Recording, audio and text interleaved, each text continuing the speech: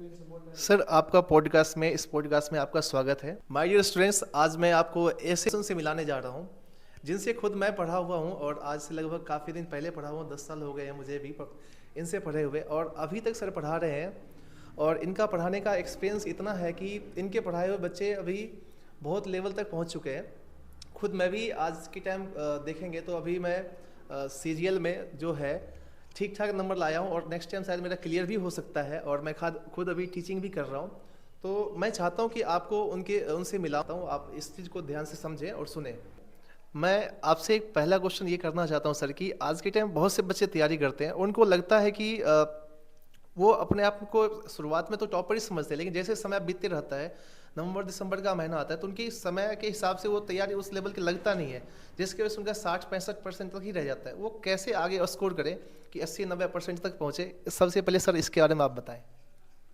तो एक्चुअल में मुझे जैसा फील होता है कि बच्चे अगर स्कोर करना चाहते हैं, अगर आप एक बार बना लोगे कि हाँ बीबीआई क्वेश्चन है, ठीक है कर लिया हो गया, उससे नहीं होने वाला है। आपको ऐसा प्रैक्टिस चाहिए कि बोर्ड में क्वेश्चन आए तो आपके पास सॉल्यूशन पहले दिमाग में आ जाए कि ये मुझे एक्चुअल तरीके से आता है, तभी आप स्कोर कर सकते हो। इसके लिए आपको कम से कम 10 से 20 सैंपल पेपर आपको पर सब्जेक्ट के बनाने पड़ेंगे, मेहनत करनी पड़ेगी, तब आप टॉपर लिस्ट में जा सकते हो। बिल्कुल आप सही कह रहे हैं। ऐसा लगता है कि कई बार बच्चे जब शुरुआत में पढ़ना शुरू करते हैं, 9 से 10th में आता है या फिर 11 से 12th में आता है, तो बच्चों को लगता है कि नहीं, स्टार्टिंग में उन्हें लगता है कि नहीं सारा सिलेबस अच्छे से हो जाएगा, लेकिन समय बीतते चलता है तो उन्हें पता नहीं चलता कि ये आसान सिलेबस ही उनके लिए डिफ़िकल्टी क्रिएट करता है।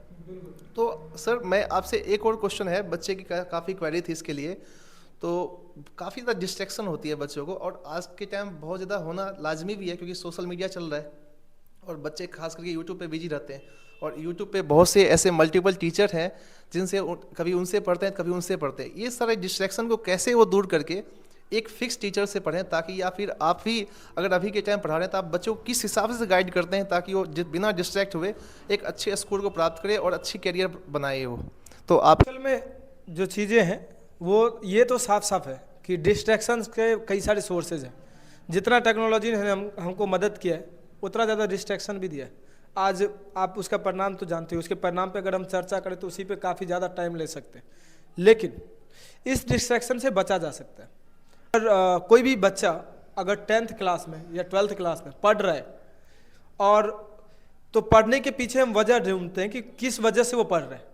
2-3 वजह होती है। पहला वजह तो है कि वो कुछ बच्चे ऐसे होते हैं जो अपने पेरेंट्स के लिए पढ़ रहे हैं, कुछ बच्चे होते हैं जो अपने करियर के लिए पढ़ रहे हैं क्योंकि उनको इसी एज में समझ है आ गया कि मैं अपने करियर के लिए कुछ करना चाहता हूँ। कुछ बच्चे होते हैं जो डर की वजह से पढ़ रहे हैं, कुछ बच्चे होते हैं सिर्फ मार्क्स लाना है, करियर क्या होना है वो बाद में देखेंगे, कम नंबर लेकर के आना चाहते हैं। तो आप किस डायरेक्शन में जा रहे हो, पहले तो यही चीज़ है कि आप 10th में या 12th में कितना नंबर स्कोर करना चाहते हो, उस एम को फिक्स करो, उसके अकॉर्डिंग चलो। आप सोशल मीडिया से डिस्ट्रैक्शन हटाओ। सोशल मीडिया आपको चीज़ें ठीक नहीं करने देगी। एक जगह कंसस करके रखना, चाहे मेरे से पढ़ रहे हो तो मेरे से पढ़ो, या किसी भी सर से पढ़ रहे हो या किसी भी मैम से पढ़ रहे हो, तो आप उनके ऊपर पूरा पूरा क्या करो, फेथ जमा करके रखो। और क्योंकि आपको पता है कि वो टीचर बने तो ऐसे नहीं बने, सिंपल सा चीज़ है, उसको नॉलेज है, वो एक्सपीरियंस रखता है, चाहे मैं रहूँ या कोई भी टीचर रहे, तो उनके ऊपर आपको ट्रस्ट बनाना पड़ेगा, आपको दिखाना पड़ेगा, तब जाकर के आप बेहतर कर सकते हो। और मुझे लगता है कि मल्टीपल सोर्सेज पे जाना भी नहीं चाहिए, एक सोर्स रखें वो काफ़ी ज़्यादा है। तो सही कह रहे हैं सर, लेकिन आज के टाइम में पेरेंट्स का भी बहुत ज़्यादा बच्चों पे दबाव रहता है। दबाव ये भी रहता है कि जैसे 10वीं पास बच्चे करते हैं, नहीं तुम्हें जेई करना है, इंजीनियरिंग करना है या फिर डॉक्टर ही बनना है, नीट ही करना है। सर आपको क्या लगता है कि क्या इन दोनों के अलावा और करियर नहीं है? इसके अलावा भी बहुत सारे करियर हो सकते हैं क्योंकि आज का डिजिटल इंडिया है।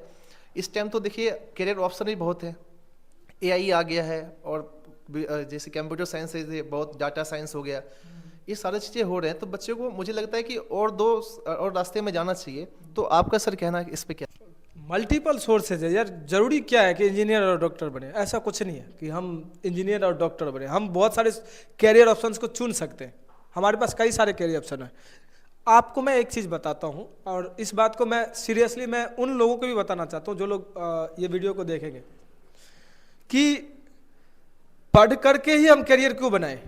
ये सबसे बड़ी सवाल है कि पढ़ करके ही हम करियर क्यों बनाएं। क्या हम स्पोर्ट्स में करियर नहीं बना सकते, या क्या हम अदर फील्ड में जाकर के करियर नहीं बना सकते? बना सकते हैं, हमारे पास ये ऑप्शन है। हम चाहें तो उन फील्डों में भी करियर बना सकते, लेकिन पढ़ करके ही क्यों बनाएं? इसका सिंपल सा जवाब है, पढ़ करके करियर इसलिए बनाए क्योंकि इसमें सक्सेस रेट सबसे अधिक होती है। मैं बार बार क्लास में बच्चों को बताता रहता हूँ, स्पोर्ट्स में आपको सक्सेस रेट नहीं मिलती जो रेट आपको पढ़ाई में मिल जाती है। सक्सेस रेट पढ़ाई में बहुत है। आपको सोच लो मल्टीपल्स जॉब के मतलब डायरेक्शंस है जहाँ पे आप पहुँच सकते हो उस चीज़ों में। तो ये इसलिए इंपॉर्टेंस है हम पढ़ करके बनाएं। करियर अगर बनाना चाहते हो, पैसा कमाना चाहते हो, तो सक्सेस रेट जो है वो पढ़ने में, पढ़ करके सफलता लेने में आसान है, इसलिए हम उसमें जाना चाहते हैं। हमारे कंट्री का तो यही हालत है। अगर हम अमेरिका या चाइना के रहते तो हम कह सकते थे कि हम स्पोर्ट्स में भी करियर क्या कर सकते हैं, बना सकते हैं। तो मैं बच्चों को तो यही बोलूँगा कि पढ़ रहे तो करियर बनाए, जरूरी नहीं है आपको सही डायरेक्शन जो है वो नहीं मिल पा रही है। आपको सोसाइटी में सिर्फ यही पता चल रहा है कि इंजीनियरिंग या मेडिकल हम कर लें तो हमारा करियर बन जाएगा। इनके अलावा ढेरों ऑप्शंस हैं जिनके ऊपर अगर आप ब्रीफ बात करोगे तो बहुत ज़्यादा ऑप्शंस हैं। अगर किसी बच्चे को कभी भी कोई प्रॉब्लम आती हो एज ए करियर से रिलेटेड, मैं अपना कॉन्टैक्ट नंबर दे दूंगा, प्रिंस अपना कॉन्टैक्ट नंबर दे देगा, ताकि आप क्या करें इन चीज़ों को आप इस चीज़ पे ध्यान रखें। जब भी कोई प्रॉब्लम आए आप डायरेक्टली मुझसे बात करें, प्रिंस से बात करें, डायरेक्टली बात कर सकते हैं। कोई गाइडलाइन होगी तो हम लोग प्रोवाइड करवाएंगे, हमारा काम ही यही है। हम क्या कर सकते हैं, और पढ़ाई के क्षेत्र में बहुत सारे करियर है, इसलिए हम जरूरी नहीं है कि मेडिकल और इंजीनियरिंग के क्षेत्र में जाए। आपको पता है कि मेडिकल और इंजीनियरिंग में कितना पैसा लगता है, एक नॉर्मल परिवार एफर्ट नहीं कर सकता। तो हम चाहे तो जनरल कॉम्पिटिशन चुन सकते हैं। जनरल कॉम्पिटिशन में कितनी सारी चीज़ें आती हैं कि आज के टाइम तो करियर इतना ज़्यादा ऑप्शन है कि अगर बच्चा चाहे तो बहुत कुछ कर सकता है, बिल्कुल ही कर सकता है। लेकिन इशू एक नहीं है ना सर, इसके अलावा भी मल्टीपल्स बहुत सारे हैं। क्योंकि अगर एक बच्चा अगर पढ़ के 10वीं जब पास करता है तो उन्हें बस यही लगता है स्टार्टिंग में, जब वो धीरे धीरे पढ़ना शुरू करता है, 12th पास करता है, तब उन्हें पता चलता है और भी चीज़ें हैं। मुझे ऐसा लगता है सर कि ज्ञान का अभाव सबसे बड़ी है। इसमें कहीं ना कहीं हो सकता है या तो हमारे स्कूल के टीचर सही से नहीं समझा पा रहे हैं, या तो हम जहाँ पढ़ रहे हैं वहाँ पे सही से नहीं समझा पा रहे, तो कहीं ना कहीं ये इम्प्रॉपर गाइडेंस है। तो आपके हिसाब से सर, क्योंकि मैं देखा हूँ आपके पास बहुत सारे बच्चे पढ़ते हैं और अभी भी इतने बच्चों को पढ़ा रहे हैं, करीब 70-80 करीब 10वीं के आपके पास बच्चे हैं, और साथ में एक अभी भी यूट्यूब पे आपने पढ़ाना शुरू किए हैं, तो जितना भी कंटेंट है यूट्यूब पे भी फ्री में आप डिलीवर कर रहे हैं। तो आप बच्चे को और कैसे अच्छे तरीके से गाइड करेंगे ताकि करियर के बारे में उन्हें पता चले, उन्हें करियर काउंसलिंग के बारे में पता चले कि हाँ हमारे करियर में और क्या क्या अपॉर्चुनिटी है। तो आपका सर इस पर क्या राय है? इसमें जो बेसिकली मुझे जैसा लगता है, इसमें बच्चों को जागरूक होना पड़ेगा। और बच्चों को जागरूक, आपको पता है कि सबसे अच्छा कौन कर सकता है? बच्चों को जागरूक उनके माता पिता कर सकते हैं। बच्चों को जागरूक उनके पारिवारिक माहौल कर सकते हैं, उनकी पारिवारिक स्थिति कर सकती है। और जब तक बच्चे जागरूक नहीं होंगे तब तक उनके पास एराइज नहीं होगा कि हम करियर कहाँ पे बनाएं। और जब क्वेश्चन नहीं एराइज होगा तो हम तक नहीं पहुँचेगा, और हम तक नहीं पहुँचेगा तो हम उसको डिलीवर नहीं कर पाएंगे। सिंपल सा चीज़ है कि यहाँ पर कुछ पेरेंट्स ऐसे होते हैं जो सिर्फ यही मल्टीपल चीज़ें मुझसे पूछते रहते हैं। जैसे कि मेरे से पूछते हैं कि सर सिलेबस कब खत्म होगा।